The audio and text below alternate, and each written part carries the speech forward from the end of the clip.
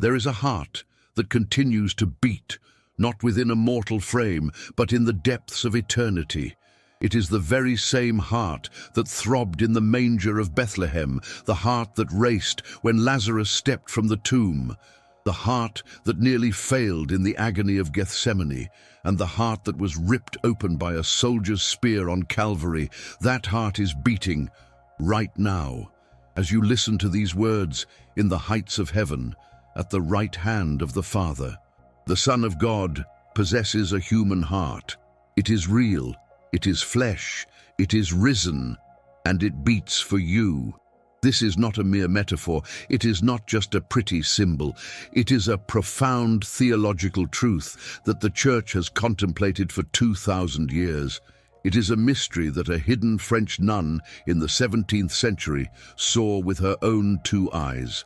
When Christ himself pulled back the veil of his chest and revealed the fire within, a heart inflamed, a heart consumed by love, a heart that aches from rejection, a heart that pleads, he does not demand, he pleads to be loved in return.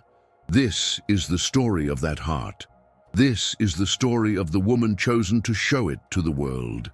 It is the story of the promises he made to those who honor him, and what it means for your family, for your peace, for your very life, that God has a heart that beats for you. It all begins on a hill called Calvary. The time is 3:30 p.m. on a Friday. Jesus has just breathed his last. The sky has turned to ink, the earth has shuddered, and the great veil of the temple has been torn in two, from top to bottom. A Roman centurion, tradition names him Longinus, approaches the lifeless body hanging from the wood. He carries a spear. St. John was there. He saw it with his own eyes, the only apostle who did not run away. And what John witnessed marked his soul so deeply that he recorded it with the surgical precision of an eyewitness. One of the soldiers pierced his side with a spear, and immediately there flowed out blood and water. Blood and water. Not just blood, but blood and water. Modern medicine tells us that when the pericardium is ruptured after extreme trauma, a clear fluid gathers around the heart. But John wasn't a doctor. He knew nothing of pericardial fluid or pleural effusion. He only knew what he saw, that from the side of Christ, from the very place where the heart resides, something flowed that should not come from a dead man. Blood and water, life springing from the place of death, total surrender where there should have been an end. The fathers of the Church saw something far deeper than medicine. The blood was the Eucharist, the water was baptism. From the open side of Christ, the Church was born. Just as Eve was born from the side of a sleeping Adam, that pierced heart was not just a wound, it was a doorway. The door through which the infinite love of God poured into our world, without measure, without reserve, and without any conditions. That wound never closed. When the risen Christ appeared to his disciples, he proudly displayed his scars, especially the one in his side. He said to Thomas, "Put your hand into my side." The wound of the heart is the only one Jesus chose to keep forever open after the resurrection, as if he wanted the world to know that his heart would remain accessible eternally. The door that Longinus opened with a spear, God decided never to shut again. Tell me now in the comments, do you have an image of the Sacred Heart in your home? Did your parents or your grandparents keep one on their walls? I want to hear how this devotion lives in your house. Because every image enthroned in a family is a sign that this heart is still beating at the very center of your real daily life. Share your story, then come back. For 16 centuries, this devotion to the pierced side of Christ grew slowly, like a hidden root spreading beneath the soil, unseen by the world. The early church fathers meditated on the wound. Medieval mystics like Saint Gertrude, Saint Mechtilde of Hackeborn, and Saint Bernard dove deep into the symbolism of Christ's heart as the fountain of mercy. But it was in the 1600s, in a quiet, forgotten convent in the Burgundy region of France, that the heart itself decided it was time to speak. Margaret Mary Alacoque was born on July 22, 1647, in the small village of Verosvres. Her father was a judge, a man of status, and her mother was a woman of deep faith. Margaret was the youngest of 5 children. From her earliest years, she felt a pull toward prayer that was far from ordinary. She would later write that Jesus was the only master of her heart from the moment she could reason. She also carried a strange, intense horror of sin. Even the smallest fault felt like an unbearable weight upon her soul. But when she was only 8 years old, her father died. The light in her childhood vanished. The family lost their standing, and cruel relatives moved into their home, seizing control. They treated Margaret and her mother like slaves, relegating them to a corner of their own house. She suffered constant humiliation, a servant in the house that should have been hers. And then, tragedy struck again. A brutal rheumatic illness left her completely paralyzed for 4 long years. 4 years in a bed, 4 years without walking, without playing, without even being able to attend Mass, which was the only thing she truly desired. The doctors were powerless. The young girl was wasting away. In that cold darkness, she made a vow to the Blessed Virgin Mary, "If you give me back my health, I will consecrate myself to your Son forever." She was healed, instantly, without any medical explanation. The paralysis that had chained her for 4 years vanished as if it had never existed, and Margaret knew, with the absolute certainty of one who has made a pact with God, that it was now her turn to keep her word. But years passed before she could fulfill that promise. Her mother wanted her to marry, just like the parents of Saint Rita, just like so many saints who dreamed of the cloister but were pushed toward the altar. Her relatives pressured her. 17th century French society had no place for a girl without a dowry or connections. But Margaret resisted. She prayed. She waited.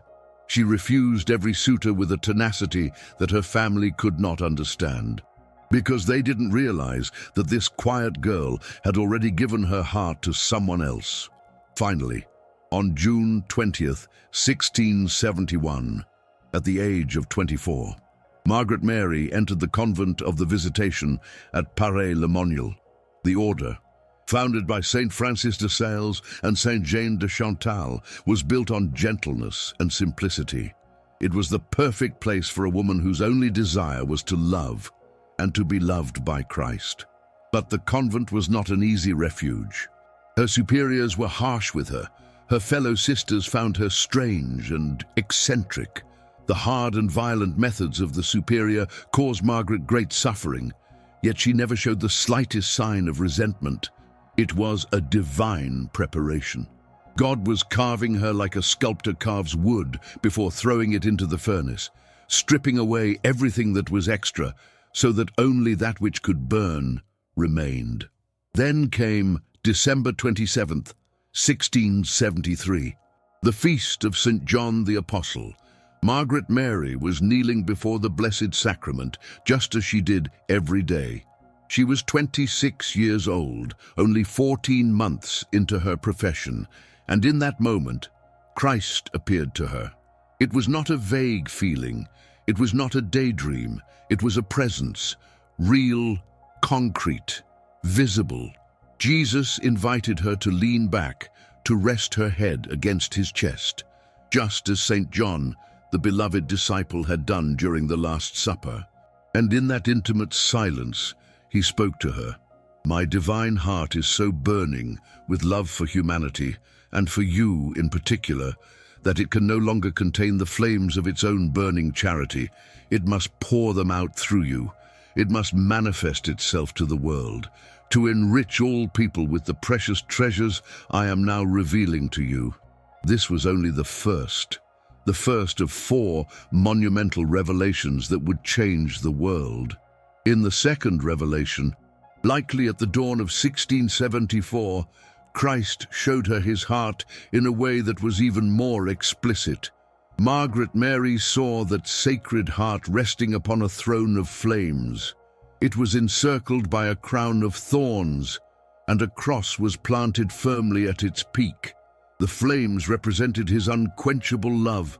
The thorns represented the sins of the world that continue to wound him, and the cross represented a sacrifice that never truly ends. Jesus spoke of his burning desire to be loved and honored by men, and he made a specific request. He asked that his image be exposed and venerated in homes and in temples throughout the entire world. Then came the third revelation on the first Friday of June in 1674, during the Feast of Corpus Christi. On this day, Christ asked for something deeply personal, the communion of reparation on the first Friday of every month. For 9 consecutive months. This was not meant to be a mere religious routine. No, it was meant as an act of repair. Each Holy Communion was to be offered to heal the wounds inflicted upon his heart, the wounds of indifference, of lukewarmness, of sacrilege, and the cold contempt that the world throws back at him. And then we arrive at the fourth revelation, the most famous, the most critical, the one that fundamentally shifted the course of Christian devotion forever. It took place between June 13th and June 20th, 1675, during the octave of Corpus Christi. Christ appeared to Margaret Mary with his heart completely exposed, open, throbbing, surrounded by fire, crowned with those same sharp thorns, and pierced through by the wound of the lance. It was then that he uttered the words that serve as the very heartbeat of this entire devotion. "Behold the heart which has so loved men, that it has spared nothing, even to exhausting and consuming itself, to prove its love for them. And in return, I receive from the majority nothing but ingratitude, through their irreverence and sacrileges, and through the coldness and contempt they have for me in this sacrament of love." Think about that for a moment. God was complaining, the creator of the entire universe, the one who sustains every galaxy with a single word, the one who needs absolutely nothing from anyone. He was complaining to us about our indifference, about our coldness. He was revealing that the greatest love story in history, a love that gave everything until death, until the cross, until the lance tore open his side, receives nothing in return but a cold shoulder. This is not the complaint of a bitter tyrant. It is the cry of a wounded lover. It is the scream of a heart that loves so intensely that rejection causes it to suffer, not because he needs our love to exist, but because he loves us so much that our indifference tears him apart. God suffers for us, not despite being God, but precisely because he is God, because infinite love is, by its very nature, infinitely vulnerable to rejection. Christ then asked Margaret Mary for a specific liturgical feast to be established in honor of his Sacred Heart on the Friday following the octave of Corpus Christi, and along with this request, he gave her 12 promises that would become the practical foundation of this devotion. Now, these 12 promises of the Sacred Heart are not magic formulas. They are not get-out-of-jail-free cards. They are commitments of love, the formal pledge of a God who responds with infinite generosity to anyone who offers him even a tiny spark of affection. The first promise: I will give to souls consecrated to my heart all the graces necessary for their state of life. Whatever you need to be who you are called to be, a husband, a wife, a father, a mother, a priest, or a worker, Christ will give it to you. You don't have to search for it elsewhere. It is stored right there in his heart. The second: I will grant peace to their families. Not the peace the world talks about, which is just the absence of noise. No, the peace of Christ, which is the presence of love, even in the middle of a storm. If your home is a battlefield, if the arguments never stop, if communication is shattered, if the love seems dead, this promise is for you. The third: I will console them in all their afflictions. The fourth: I will be their secure refuge during life, and most especially at the hour of death. The fifth, I will shed abundant blessings upon all their undertakings. Each promise is a safety net, woven by God Himself, stretched out beneath the life of the devotee, so that when you fall, you do not fall into the abyss. The sixth, sinners shall find in my heart the source and the infinite ocean of mercy. An ocean, not a cup, not a river, but a vast, bottomless ocean, without shores and without limits. For the person who thinks they have sinned too much, who thinks they have gone too far, who thinks God could never forgive them, Christ answers, my mercy is an ocean, and your sin, no matter how large, is just a single drop. The seventh, tepid souls shall become fervent. The eighth, fervent souls shall rise speedily to great perfection. The Sacred Heart does not just forgive, it transforms. It takes the lukewarm and sets them on fire. It takes the faithful and elevates them. He never leaves you where you are. He is always pulling you higher. The ninth, I will bless every home in which the image of my Sacred Heart shall be exposed and honored. This promise is the reason millions of Catholic homes have the image of the Sacred Heart in their most prominent room, not as a decoration, but as an enthronement. It is the heart of Christ presiding over the family, reigning not through power, but through love. The 10th, I will give to priests the power to touch the most hardened hearts. The 11th, those who propagate this devotion shall have their names written in my heart, and they shall never be blotted out. Your name, your specific name, the name your parents gave you, written in the heart of God, not in a book, not on a list, but engraved in His heart, forever. And then, the 12th promise, the great promise, the most famous one of all, the one that has sustained millions of souls for over 3 centuries. I promise you, in the excessive mercy of my heart, that my all-powerful love will grant to all those who receive Holy Communion on the first Friday of 9 consecutive months the grace of final perseverance. They shall not die in my disgrace, nor without receiving the sacraments. My divine heart shall be their safe refuge in that last moment. Final perseverance, dying in the state of grace, not dying without the sacraments. The heart of Christ as your shelter in the very hour of your death.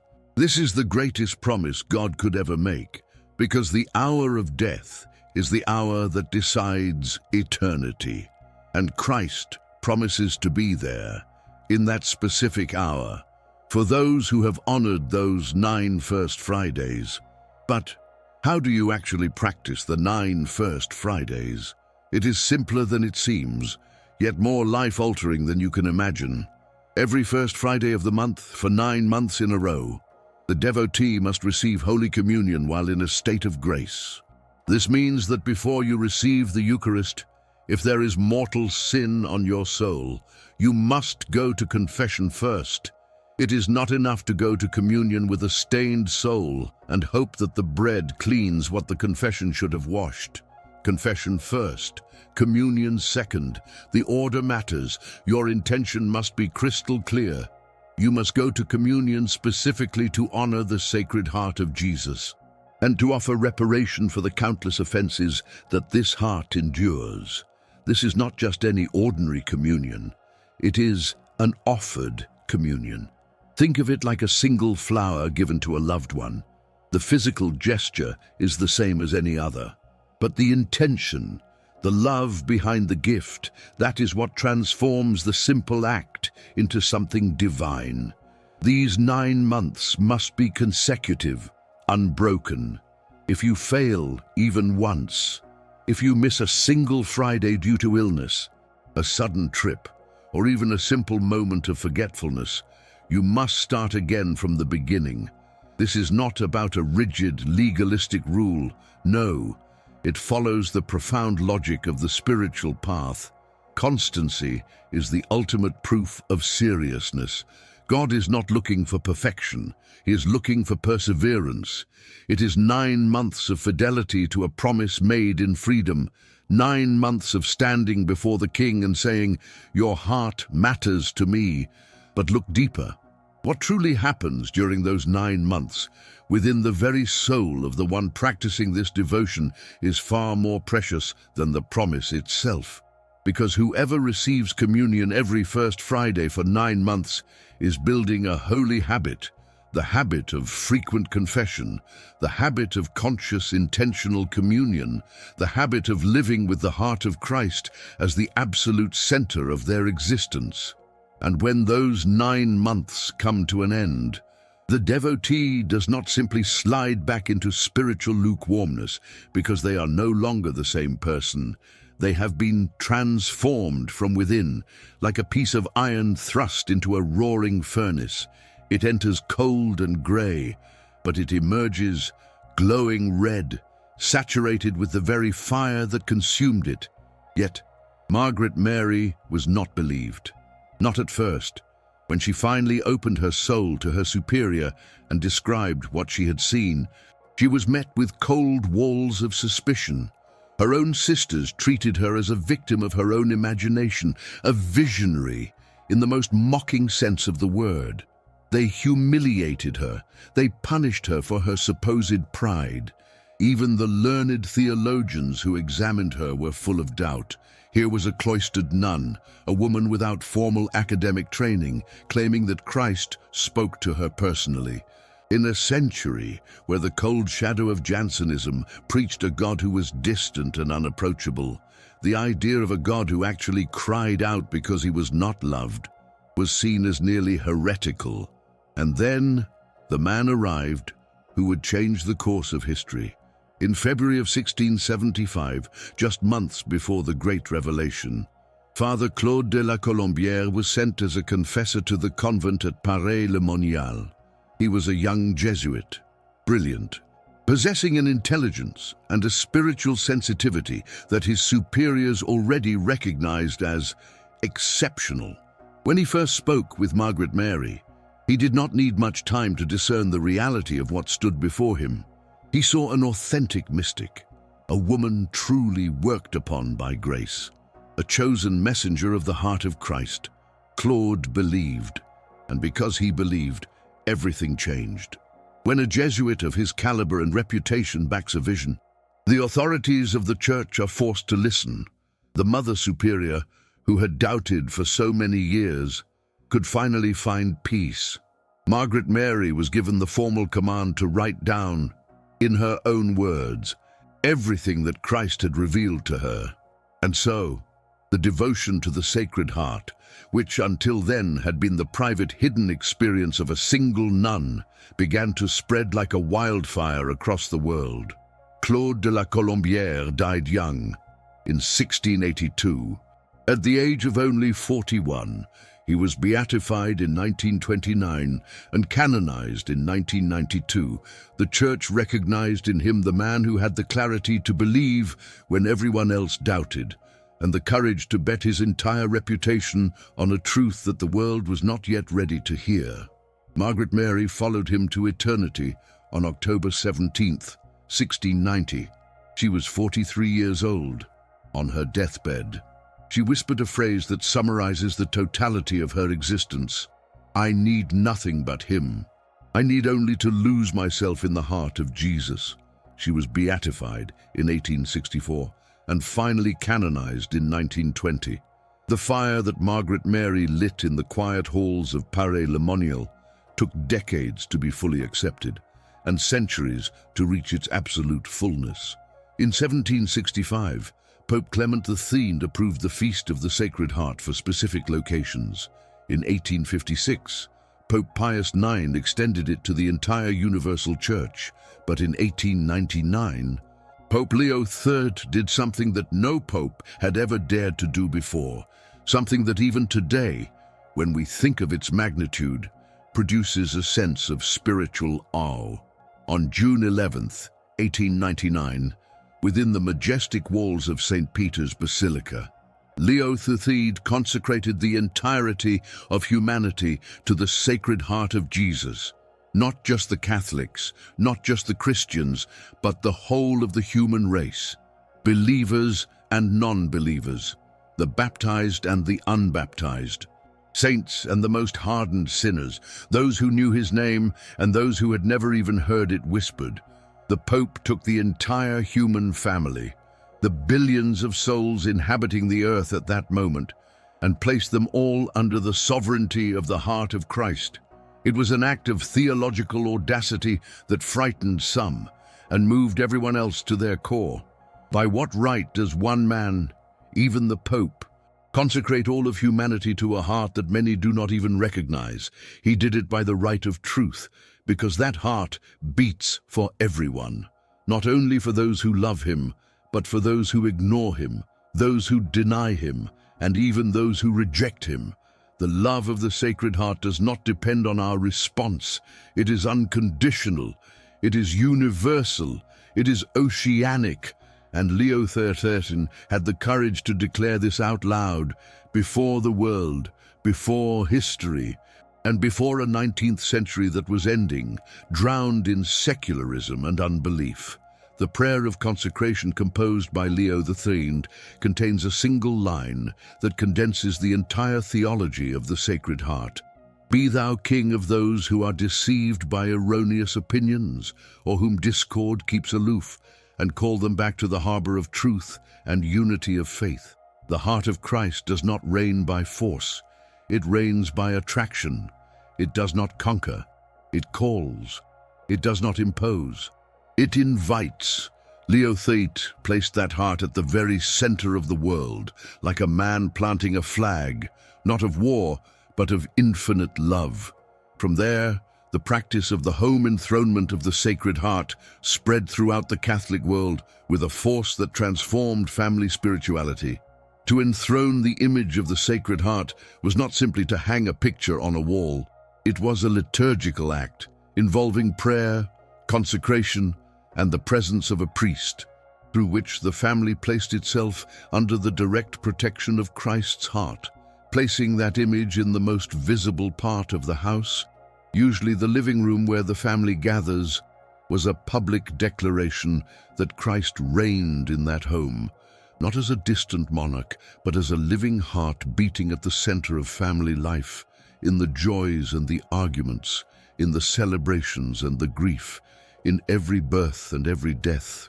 The first Fridays of the month became the most widespread practice of this devotion.